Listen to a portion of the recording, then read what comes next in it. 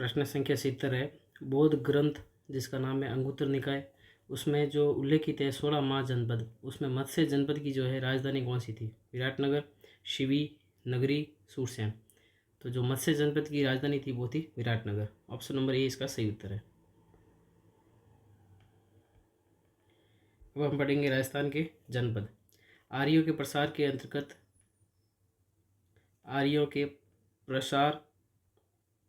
के अंतर्गत और उसके पश्चात भारत के अन्य भागों की भांति राजस्थान में भी अनेक जनपदों का जो है उदय हुआ, विकास हुआ और फिर पतन हो गया। बौद्ध साहित्य, बौद्ध ग्रंथ जो है अंगुत्तर निकाय, इसमें जो है 16 महाजनपदों की जो है सूची हमें मिलती है। में 16 जनपदों का उल्लेख हुआ है, जिसमें से मत्स्य जनपद तो राजस्थान में ही स्थित था। राजस्थान में कौन सा जनपद था? मत्स्य जनपद। राजस्थान के अनेक भाग कुरु, सूरसेन, अवंती महाजनपदों के अंतर्गत थे। इसके अतिरिक्त चित्तौड़ के आसपास का क्षेत्र जो है शिवी जनपद कहलाता था। चित्तौड़ के जो आसपास का क्षेत्र है क्या कहलाता था? शिवी जनपद कहलाता था। 327 ईसा पूर्व में सिकंदर के आक्रमणों के कारण अपनी सुरक्षा और अस्तित्व की रक्षा के लिए पश्चिमोत्तर सीमा से कुछ कबीले मालव, योधे, अजनायन राजस्थान में आकर बस गए थे। ये जो जितने भी कबीले थे वो राजस्थान में आकर बच गए थे। अगला प्रश्न है, सिवी जनपद का क्षेत्र था मारवाड़, मेवात या मेरवाड़ा। तो सिवी जनपद का जो क्षेत्र था वो था चित्तौड़ के आसपास का, मतलब मेवाड़ का क्षेत्र था। बी इसका सही उत्तर है। मत्स्य जनपद के बारे में हम पढ़ेंगे। आर्य जन के रूप में मत्स्य जाति का उल्लेख सर्वप्रथम ऋग्वेद में हुआ है। इसका उल्लेख सबसे पहले कहाँ पे हुआ है? ऋग्वेद में हुआ है। इसकी प्राचीनता का प्रतीक है शतपथ ब्राह्मण। कौशिकी उपनिषद में भी मत्स्य जन का उल्लेख है। तो मत्स्य जन का उल्लेख किस किस में है? देखो, ऋग्वेद में है, शतपथ ब्राह्मण में है, कौशिकी उपनिषद में भी मत्स्य जन का उल्लेख मिलता है।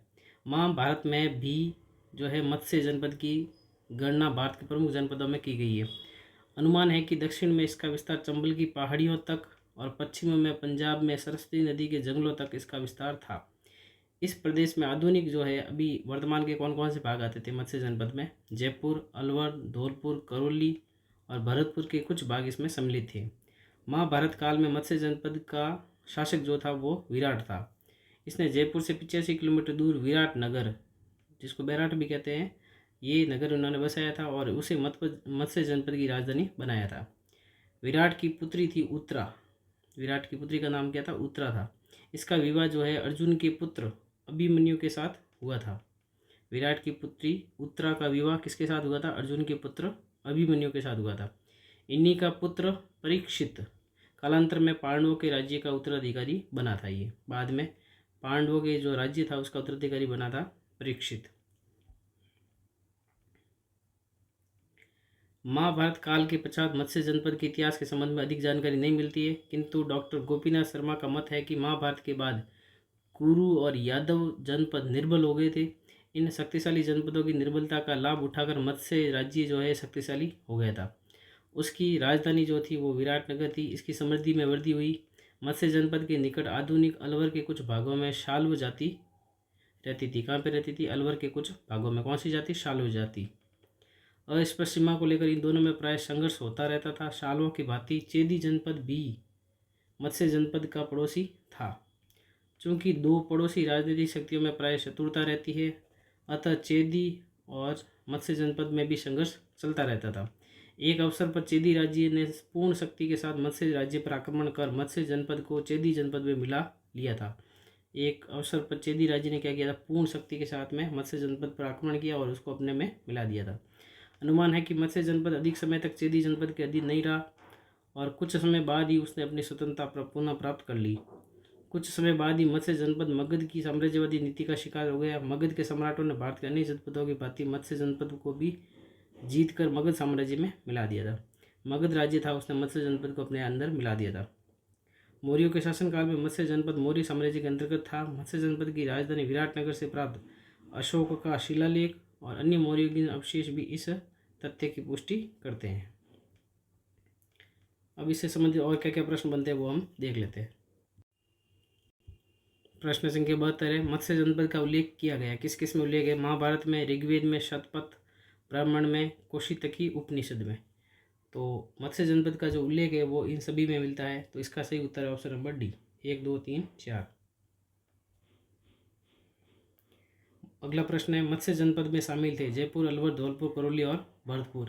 तो ये सभी के सभी जो है मत्स्य जनपद में शामिल थे, तो इसका उत्तर हो जाएगा ऑप्शन नंबर डी, 1 2 3 4 और 5। अगला प्रश्न है 74, आधुनिक राजस्थान में पूर्वी प्रदेश से संबंधित जनपद थे। पूर्वी प्रदेश से संबंधित जनपद कौन कौन से थे आधुनिक राजस्थान में? मत्स्य, शाल्व, अजनायन और शिवी। तो पूर्वी प्रदेश से संबंधित थे, मत्स्य जनपद था, शाल्व था, अजनायन था। शिवी पूर्वी प्रदेश के अंतर्गत नहीं था। तो इसका उत्तर हो जाएगा 1 2 3, सी इसका सही उत्तर है।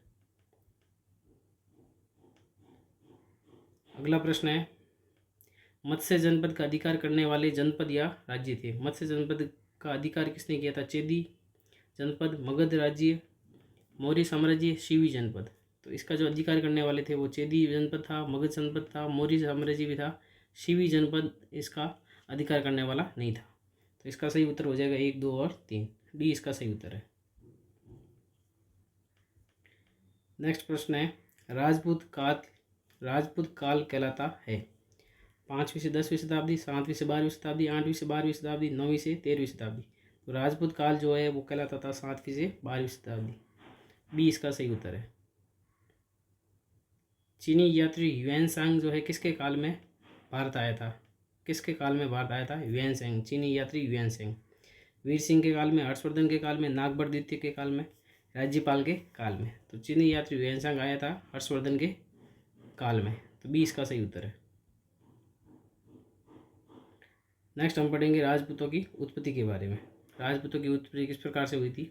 हर्षवर्धन की मृत्यु 647 ईस्वी में हुई थी। उसके बाद में भारत की राजनीतिक एकता जो गुप्तों के समय स्थापित हुई थी पुनः समाप्त होने लगी। उत्तर भारत में अनेक छोटे छोटे राज्यों की स्थापना हुई। ये राज्य आपस में संघर्षरत थे। इन संघर्षों के परिणाम स्वरूप जो नए राजवंश उभरे वे राजपूत राजवंश थे। छोटे छोटे राजवंश बन गए थे और फिर जो नया राजवंश उभरा था उसे क्या कहते थे? राजपूत राजवंश कहते थे। इन नवीन राजवंशों का महत्व इसी तथ्य से स्पष्ट होता है कि भारत का पूर्व मध्यकालीन इतिहास इन राजपूत राजवंशों का इतिहास ही है, इसलिए इस काल को राजपूत काल कहा जाता है। प्रसिद्ध इतिहासकार स्मिथ ने लिखा है कि वे मतलब राजपूत हर्ष की मृत्यु के बाद से उत्तरी भारत पर मुसलमानों के आधिपत्य तक इतने प्रभावशाली हो गए कि 7वीं शताब्दी के मध्य से लेकर 12वीं शताब्दी की समाप्ति तक के समय को राजपूत युग कहा जा सकता है। ये बात किसने बोली थी? स्मिथ ने बोली थी।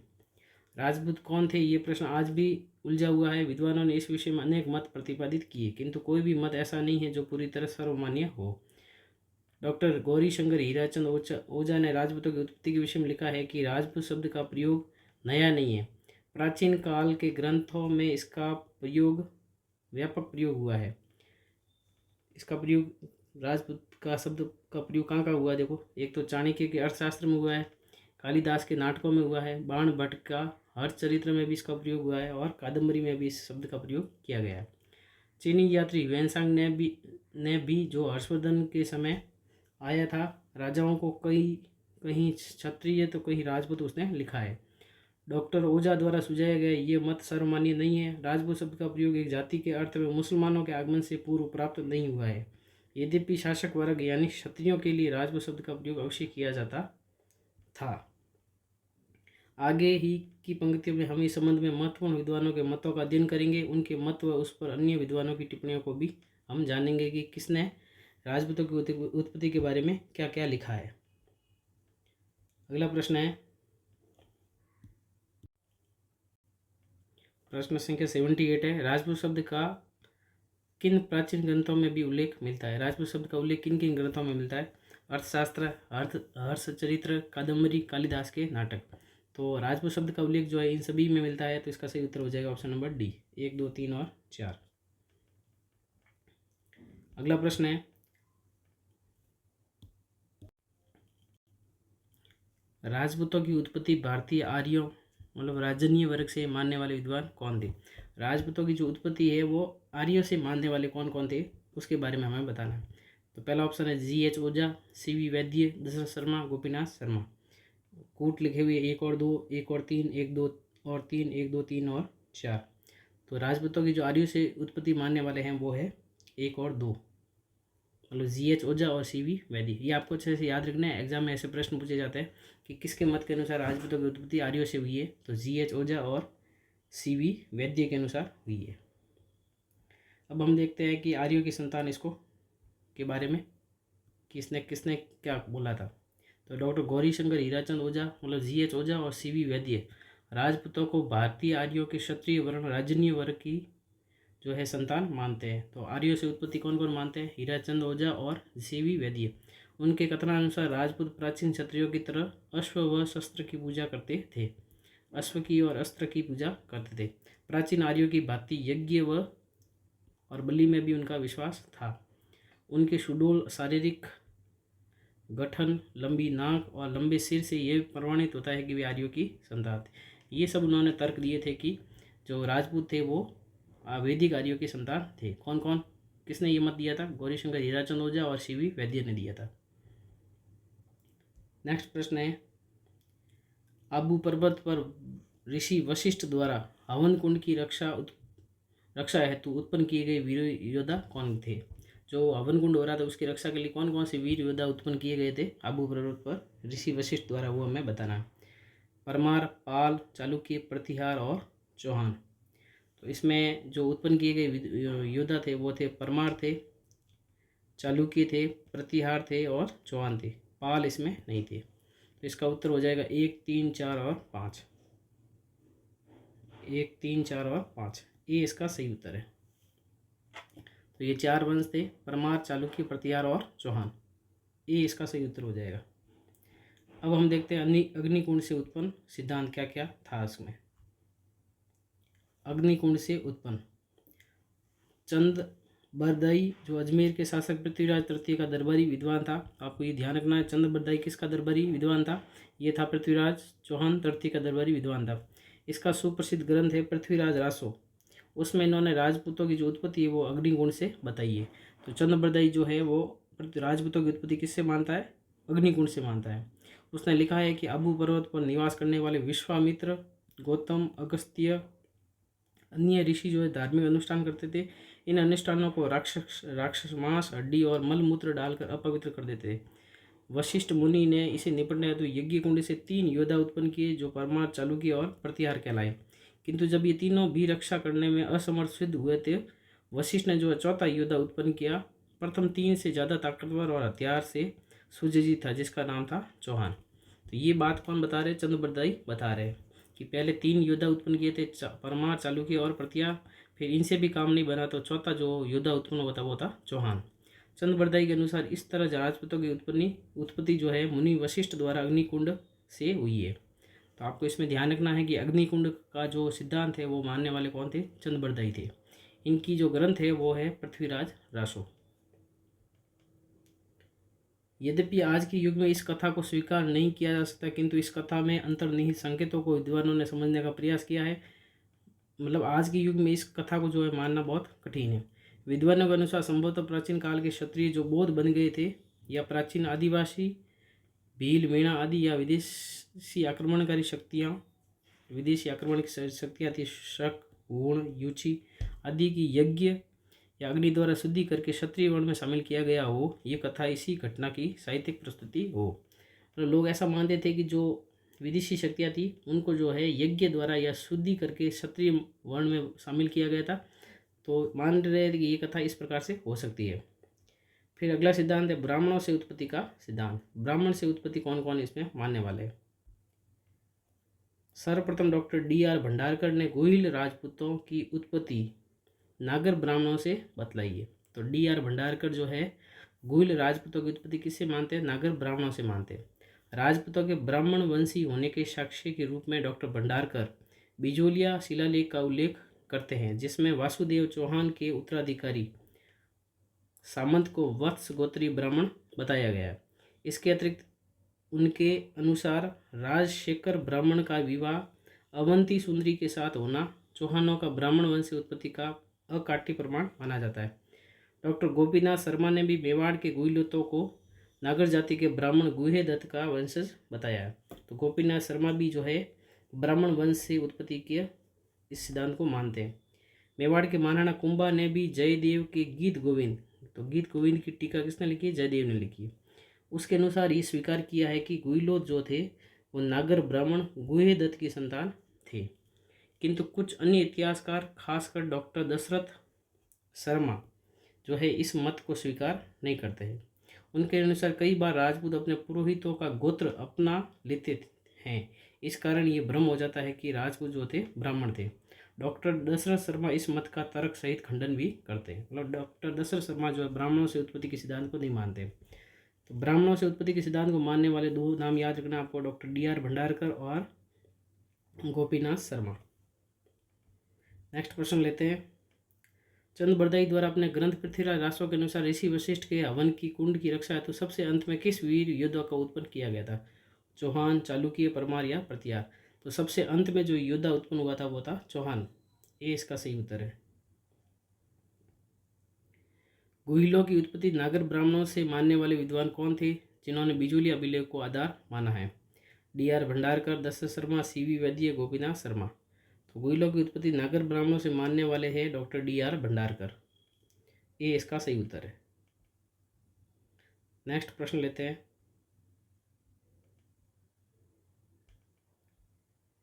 प्रश्न संख्या 83 है। कर्नल जेम्स टॉड ने राजपूतों की उत्पत्ति में किस भारतीय सिद्धांत का प्रत्यक्ष रूप से समर्थन करते हुए उत्पत्ति विदेशी शक जाति से बताया है? ब्राह्मणों से उत्पत्ति का सिद्धांत, वैदिक आर्य का सिद्धांत, अग्निकुंड का सिद्धांत या सूर्यवंशी का सिद्धांत? तो कर्नल जेम्स टॉड ने जो है अग्निकुंड के सिद्धांत का जो है समर्थन किया है और राजपूतों की जो उत्पत्ति है वो विदेशी शक जाति से बताई है। अब लास्ट अपना सिद्धांत है वो है विदेशियों की संतान। राजपूतों को विदेशियों की संतान भी माना गया। राजस्थान के जो इतिहास लेखक है वो है जेम्स टॉड। उन्होंने लिखा है कि राजपूत शक जाति के वंशज है। टॉड ने अग्निकुंड की कहानी को स्वीकार किया। उन्होंने अग्निकुंड की कहानी को क्या किया? स्वीकार करते हुए इसी आधार पर राजपूतों को विदेशी जाति का प्रमाणित करने का प्रयास किया है। उनका मत है कि ये विदेशी जातियाँ 6ठी शताब्दी के लगभग आक्रमणकारी के रूप में भारत आई और इन्हीं विदेशी विजेताओं को जब वे शासक बन बैठे तो उन्हें अग्नि संस्कार द्वारा पवित्र कर वर्ण व्यवस्था के अंतर्गत क्षत्रिय वर्ण में ले लिया गया। मतलब ये जातियाँ यहाँ आई और उनको जो है शासक बना दिया गया और उनको अग्नि संस्कार के द्वारा जो है क्षत्रिय वर्ण में शामिल कर दिया गया। टॉड ने राजपूतों को शक प्रमाणित करने के लिए तर्क दिया है कि राजपूतों के जो रीति रिवाज है वो शक और गुणों से मिलते हैं। कौन कौन से रीति रिवाज है? अश्व पूजा है, अश्वमेध है, अस्त्र पूजा है, अस्त्र शिक्षा है आदि। अतः दोनों जातियाँ एक ही है, ये उन्होंने तर्क दिए थे। प्रसिद्ध इतिहासकार VA स्मिथ ने लिखा है कि राजपूत जाति 8वीं या 9वीं शताब्दी में अचानक प्रकट हुई और स्मिथ ने राजपूतों को हुणों की संतान बताया है।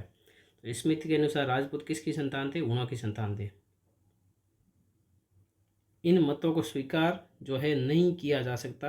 प्रथम तो राजपूतों ने स्वयं को कभी अपने को विदेशी बताया ही नहीं है। इसके विपरीत वे अपनी उत्पत्ति सूर्य व चंद्र से बताते हैं। राजपूतों के रीति रिवाजों की शक या शीतन के रीति रिवाज से साम्यता स्थापित करना भी अनुचित है, क्योंकि उनके रीति रिवाज शक कुषाणों के आने के पूर्व भी भारत में प्रचलित थे। इनके आने से पहले भी इनके रीति रिवाज चल रहे थे। सूर्य की पूजा जो है भारत में वैदिक काल से प्रचलित है और अश्वमेध भी यज्ञ भी जो है यहाँ से पहले से ही ज्ञात था, जैसा कि महाकाव्यों के साक्ष्य से प्रमाणित होता है। उपयुक्त समस्त विवरण से स्पष्ट होता है कि राजपूतों की उत्पत्ति के संबंध में विद्वानों के जो बीच है ना वो मतभेद है, कोई भी एक मत पर नहीं आया है। ऐसी स्थिति में अधिकांश विद्वान राजपूतों को भारतीय आर्यों के वंश स्वीकार करते हैं, जिसमें विदेशी रक्त भी सम्मिलित है। ज़्यादातर विद्वान जो है उनको भारतीय आर्यों की संतान मानते हैं। ये भी स्थापित सत्य है कि जो भी विदेशी जातियाँ भारत में आई और स्थायी रूप से यहीं निवास करने लगी, उन्होंने भारतीय संस्कृति और सभ्यता और संस्कृति को अपना लिया था तथा हिंदू समाज ने उन्हें स्वयं में समाहित कर लिया। डॉक्टर कानूनगो ने ठीक ही लिखा है। डॉक्टर कानूनगो ने क्या लिखा है कि अग्निकुंड की जो कहानी है वो इस प्रगति के युग में नहीं चल सकती। उनकी सूर्य तथा चंद्र से उत्पत्ति एक काल्पनिक सत्य हो सकता है। राजपूत चाहे किसी भी रूप में जन्मे हो, लेकिन ये सत्य है कि इतिहास में उन्होंने महाकाव्य काल के क्षत्रियों की परंपरा को बनाए रखा है। तो ये कथन किसका है? डॉक्टर कानूनगो का है।